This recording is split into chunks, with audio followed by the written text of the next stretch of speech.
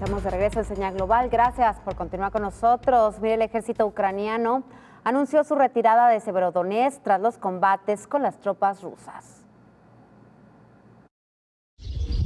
Las fuerzas ucranianas han recibido la orden de retirarse de Severodonetsk, anunció este viernes el gobernador de la región de Lugansk, Sergei Gaidai.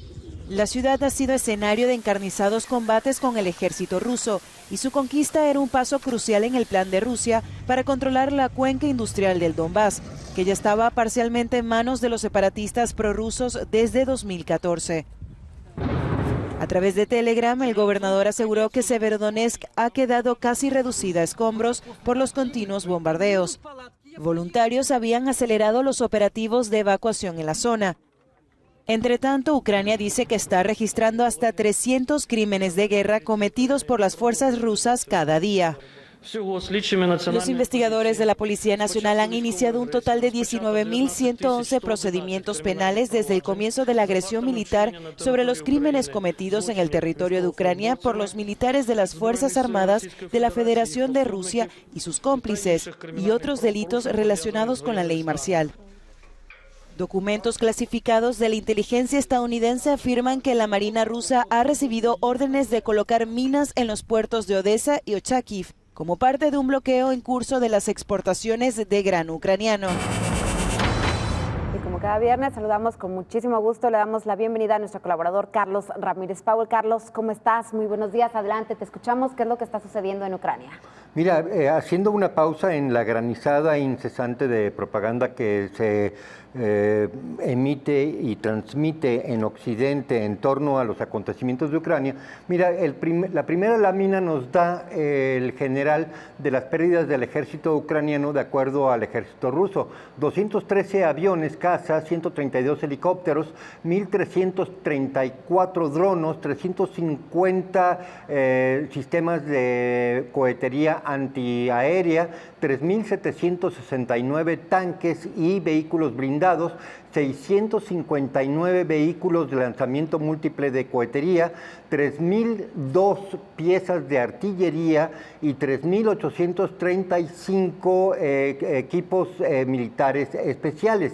Eso al margen de aproximadamente una pérdida estimada de 55.000 combatientes. En la siguiente lámina podemos ver lo que está pasando en el frente norte. Mira, en el centro tenemos a la ciudad de Kharkov o Kharkiv, como dicen los ucranianos, y básicamente el territorio perdido por Rusia inicialmente ha sido retomado y ya en la parte exactamente norte ya tenemos un combate intenso en contra de Kharkiv. En la siguiente lámina tenemos el posicionamiento del frente sur. Abajo de esta lámina encontramos a Crimea. Al oeste está la ciudad de Odessa y la ciudad objetivo de los próximos meses, 2 meses, es la ciudad de Mykolaiv, que se encuentra en el estuario del río Dnepropetrovsk. Entonces ahí lo que estamos viendo es un combate de suroeste a noreste que ha sido muy intenso en los últimos 15 días. La siguiente lámina es lo que tenemos en el frente oriental. Mira, en la parte norte vamos a encontrar lo que es Severodonetsk, que está básicamente siendo abandonada por los ucranianos, y en la parte sur tenemos a la ciudad de Donetsk, que básicamente también está siendo en este momento cañoneada por las fuerzas ucranianas. Aquí hay que hacer énfasis en el hecho de que Donetsk no es una zona de combate. El cañoneo incesante que está sufriendo la población civil en Donetsk no tiene ninguna justificación militar. Caen aproximadamente 400 obuses de alto calibre, 152 milímetros o 207 milímetros sobre la ciudad de Donetsk diariamente, provocando una enorme cantidad de heridos y muertos en la población civil.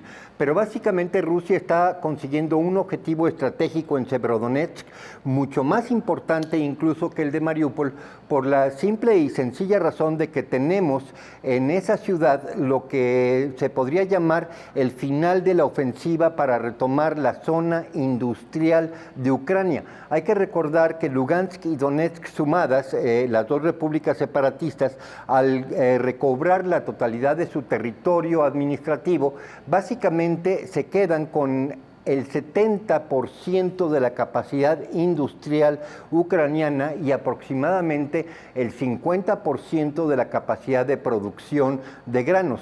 Cuando tomamos en cuenta el avance hacia Kherson en el sur y el avance hacia Kharkov en el norte, estamos hablando de que aproximadamente el 60% de la producción de granos de lo que fue este territorio originario de Ucrania queda en manos de las repúblicas separatistas y de Rusia propiamente dicho.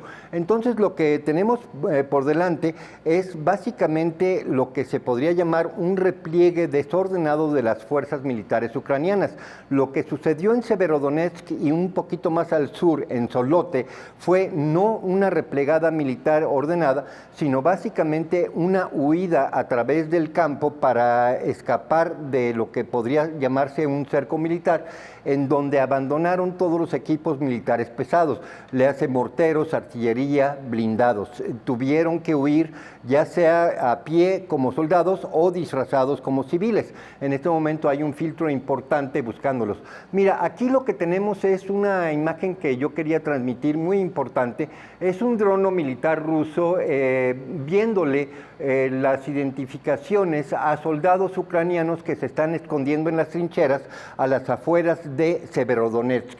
Básicamente, cuando nosotros vemos esta imagen, sabemos que la combinación drono-artillería es una combinación letal que básicamente condena a muerte a estos soldados que son mandados como carne de cañón para ralentizar, para hacer más lento el avance de las fuerzas rusas. Aquí podemos verle incluso las caras a estos soldados que andan promediando edad de 40 a 65 años, que son básicamente la sexta movilización territorial de defensa territorial de los ucranianos. Ya no están en el frente de batalla los soldados que se llaman la punta de la lanza ucranianos, que ya se replegaron a la siguiente ciudad objetivo, que va a ser Slaviansk, y la otra ciudad importante, Kramatorsk. Básicamente los objetivos de desmilitarización y desnazificación de Rusia en contra de Ucrania están básicamente al 80% de haberse conseguido completamente, y obviamente que no se puede predecir cuándo terminan las hostilidades, pero básicamente la mesa de negociación ya está servida para que Ucrania pida el cese de hostilidades y quedarse con la posición más importante que quieren rescatar, que es la ciudad de Odessa. Si perdieran Odessa, Ucrania se queda sin acceso al Mar Negro y por lo tanto básicamente se queda como un país aislado territorialmente. Ahí estamos viendo imágenes de soldados recién capturados que estaban en el bolsón de Solote al sur de Severodonetsk. Las operaciones de limpieza de esta zona industrial todavía van a tomar una semana más. Sin embargo, estamos hablando de que un contingente importante no inferior a 5,000 soldados van a quedar atrapados en este bolsón en el que Rusia estuvo trabajando metódicamente con artillería a lo largo del último mes. Aquí también pues se puede ilustrar lo que ha sido el gran debate entre Zelensky, el presidente, y sus consejeros norteamericanos, y Salushny, el general del Estado Mayor ucraniano, que siempre ha rogado que se replieguen con mayor velocidad las tropas para poder rescatar sus equipos y armar una línea defensiva en el río Dnieper, en donde podrían tener muchas mayores probabilidades de sostener una defensa exitosa, en vez de tener posiciones adelantadas en Severodonetsk, en Lysychansk, en Slaviansk y en Kramatorsk, donde básicamente van a ser una vez más sitiados y eventualmente capturados, rendidos o muertos.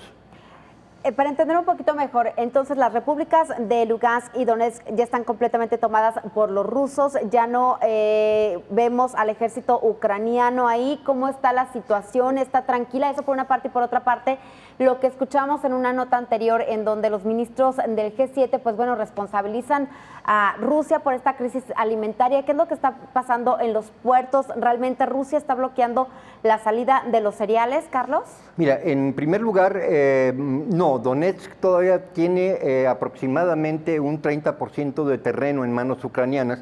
Lugansk tiene aproximadamente el 5% todavía en manos ucranianas, pero eso es lo que se está dirimiendo ahora con la retirada hacia Kramatorsk de las tropas. Es una cuestión de semanas el que se reintegren. Por otro lado, respecto a las acusaciones, hay que recordar que las sanciones le impiden a Rusia exportar el grano, puesto que los barcos no tienen seguro para transportarlo. Y en cuanto al alegato de haber bloqueado el puerto de Odessa, yo tengo varias notas, como 5 del Forbes y del Washington Post, en donde se asevera que fueron los ucranianos los que minaron el puerto de Odessa al principio de las hostilidades para impedir un desembarco de los rusos precisamente en esa ciudad. ¿Qué es lo que pasa con el tema de Kaliningrado? ¿Cómo ha avanzado, pues bueno, este bloqueo por parte de Lituania, en donde pues Rusia había respondido que iba a haber acciones al respecto? ¿Ya se liberó? ¿Ya está entrando el material o no? Eso por una parte. Y también hablando del tema de los ferrocarriles, ¿qué es lo que está sucediendo en Inglaterra? Hace unos meses tú nos hablabas pues de estos bloqueos y de estas manifestaciones por parte de transportistas. Ahora son los trabajadores de este sector de los ferrocarriles. Mira, respecto a Kaliningrado es muy sencillo. Peskov, que es vocero de la presidencia rusa, dice que ya se tomaron decisiones, pero que se van a presentar en el momento adecuado como respuesta al rompimiento del Tratado de 1993 entre Lituania y Rusia respecto al corredor y libre paso de tránsito ferroviario y camionero. Respecto a la huelga de Inglaterra de los camioneros, mira, básicamente están empezando a sentir en carne propia el efecto boomerang de las sanciones.